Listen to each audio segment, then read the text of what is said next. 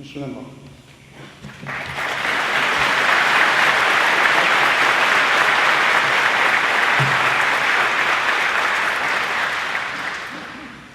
Good morning, Americans. There are too many of our family around. I am senior, unfortunately. Fortunately. As long as I can remember, and one more thank you, the municipal band has played for these ceremonies forever. You all were wonderful.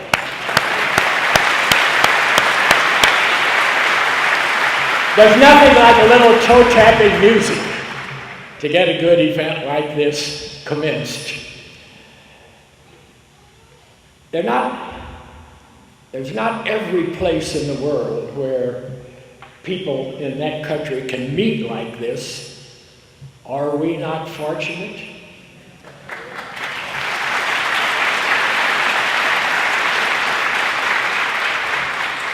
And all of you people are to be so congratulated. Every one of you have had some family member or friend in the armed forces of our country. Some of you are here and do not even know people who have been in the armed forces or are in there now. It is a wonderful tribute to all of you that you are here, and this is what keeps this country going. You know, in our lifetime, a few of us can remember World War I veterans.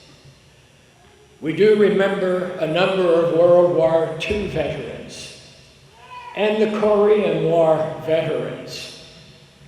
That group is sort of ebbing out now. I recall several years ago, the last World War I veteran died.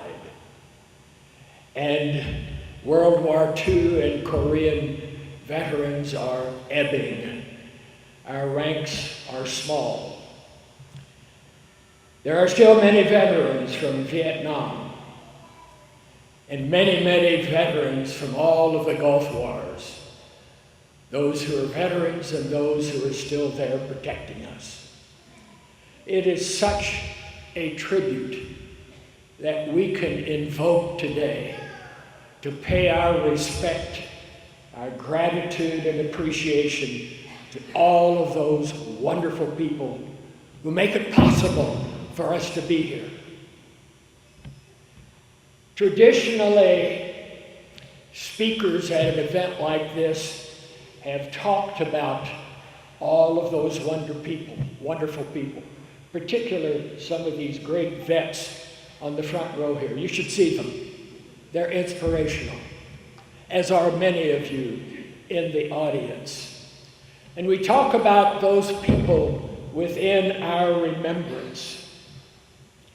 Can we deviate for just a few moments today and talk a little bit about the people that we never knew, to whom, together with all of those today that we honor, we owe our very presence here? Can we take a minute to talk a little bit about those people who fought in the war for independence? And in particular, those people who signed the Declaration of Independence. You remember that in 1775, when there were a group of people out in Lexington and Concord, just west of Boston, farmers, nearly all. And they were uprising against the hardships that Great Britain was imposing upon the almost 3 million people that were here at that time.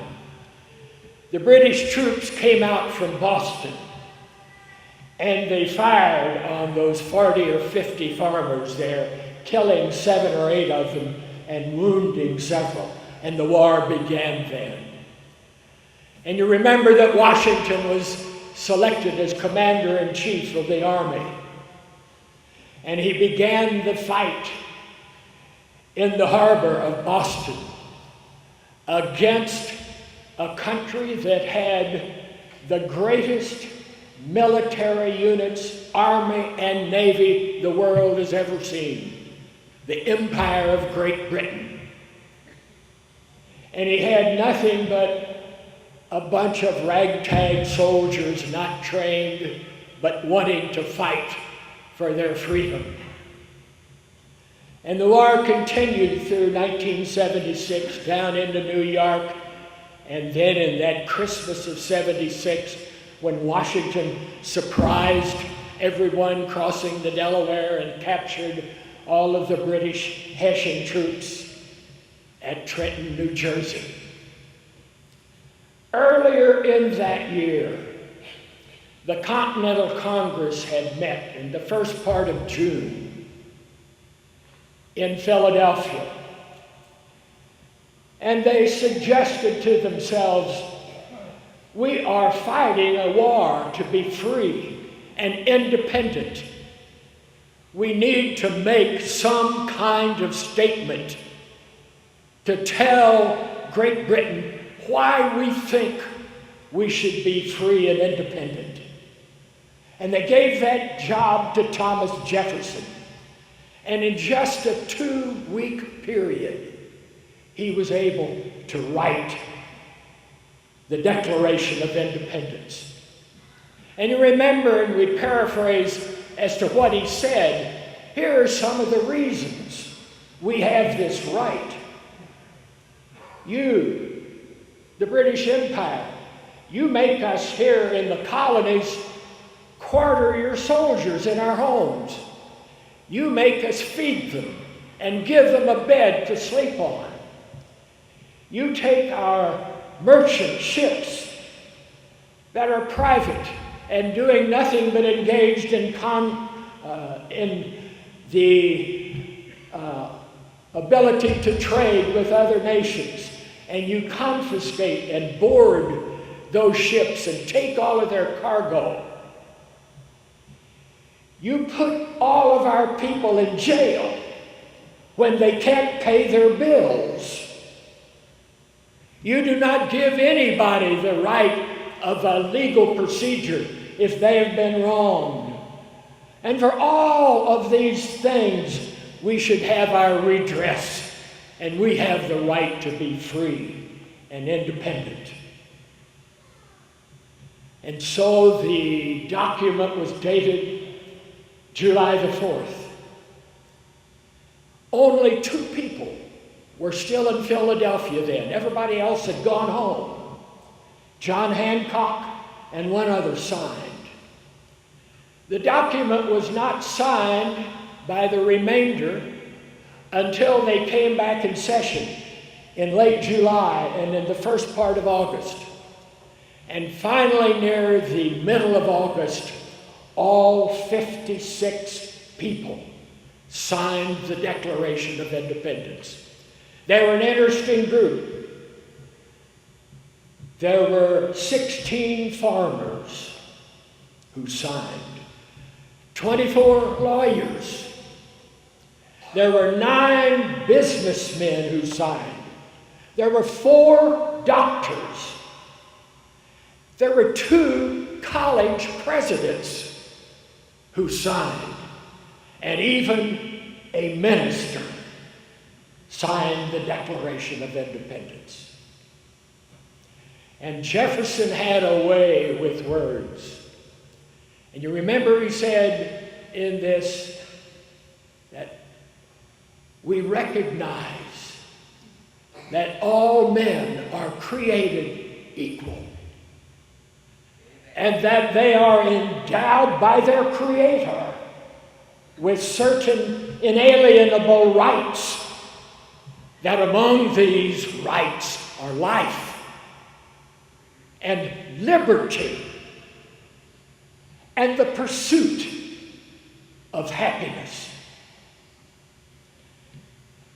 Jefferson did a very, very courageous thing.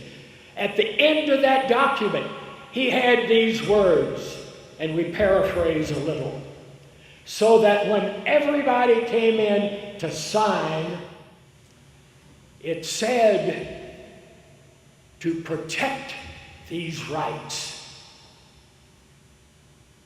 Life, liberty, and the pursuit of happiness. To protect these, we pledge our lives. We pledge our fortunes, our money, and we pledge our sacred honor. Amen. You bet. And they did just that.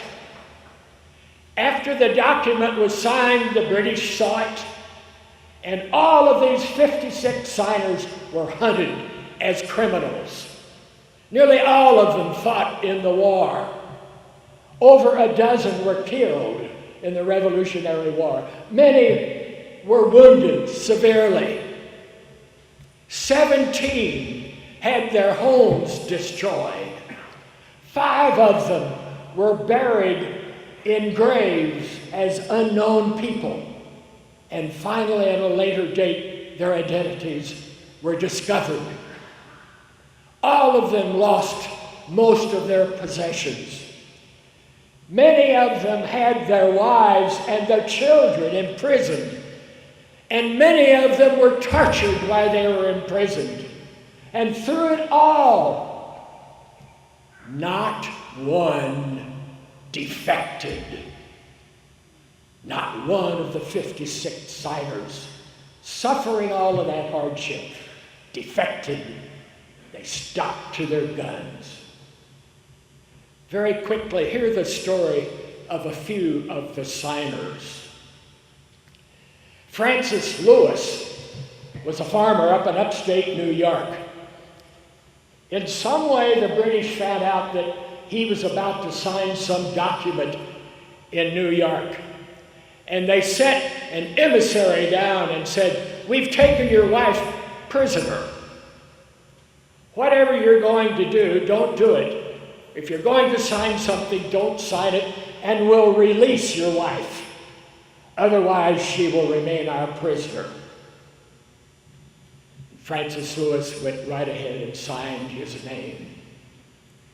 A few months later, General Washington was able, through what they called and still do a prisoner swap, and he surrendered 3 British soldiers so that the lady could come back to her husband.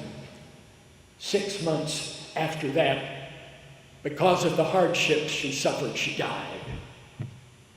Thomas Nelson signed the Declaration. He'd been the governor of Virginia. He was captured, and he was forced to sit on a bluff where the British cannoneers were bombarding the little community where he lived. And he talked with one of the men at the head of that station and said, "There is a house over there that you're not bombing. Why are you saving that house?" And they said, "Well, that is your home. We're not going to bomb your home." And he said, "Yes, you are. I'm not going to sit here, even imprisoned, and allow you to bomb my neighbors' homes and not my own." And they then destroyed his home. John Witherspoon was a signer. He was the president of a little college in New Jersey, which turned out to be Princeton University. He was a real fire brigand. And one of these students came up to him knowing that he was about to sign some document, and they said, "Mr. President, we are not quite ripe for a revolution." And he said, "My dear sir, not ripe, not ripe. We are rotting for the want of revolution." Stephen Hopkins was another college president up in Brown University in Providence, Rhode Island. He'd been the governor up there. They transported him down to Philadelphia to sign because he was old and sick. He took his quill pen and he started to sign his name, and he couldn't. His hand shook. He probably had multiple sclerosis, MS, or something like this. And try as he would, he could not sign his name. And finally, he held his right wrist with his left arm and was able to hold it steady enough that he could sign his name, Stephen Hopkins. And as he did it, he looked up and said, "My hand quivers, but my heart does not." There was another gentleman who was a wealthy man who signed the Declaration of Independence from Virginia. He owned about 40 or 50 ships with which he traded with Spain and France. He sold all of those ships to France. In exchange, he received ammunition and guns, and he gave them all to General Washington to fight the war. He died penniless. Another signer was a man named Benjamin Rush. He was one of the 4 doctors who signed. He was a friend of Washington's. He treated all of the people at Valley Forge and throughout the war who had yellow fever, diphtheria, dysentery, pneumonia that is so prevalent in a war scene. And he's credited with saving hundreds and hundreds of the soldiers' lives with his efforts. Not too long after the war, he too died, having contracted one of these diseases when he was treating the soldiers. John Hart was a farmer who lived in Pennsylvania about 70 miles west of Philadelphia. His wife was dying of cancer. He had to sign. He had neighbors look after his wife, and he got on his horse and rode to Philadelphia. If you drove yourself hard, you could do it in 2 days. He took 2.5. He got there, signed the document, and then came home. It took him almost a week to get there and come back and sign. Either horseback or walking, that's the way you did it then. The day after he returned, his wife died. There was a nice, quiet funeral, and she was buried on his little farm. Within the next week, he collected all of his belongings, and he took his flintlock musket and entrusted his farm with his neighbors, and he rode off to join Washington's army as a private. He was 70 years old. My friends, what is this about? It's about freedom. Freedom is everybody's business. It was bought willingly by those signers of the Declaration and the men who fought in the Revolutionary War. It was bought willingly in our lifetime by World War I, World War II, Korea, Vietnam, the Gulf War people, bought willingly by them. And it was bought As Jefferson said in the Declaration, with their lives, their money, and their sacred honor. Freedom can be maintained by all of us today and tomorrow at no less cheap a price. Everybody, we will not forget. We will not forget.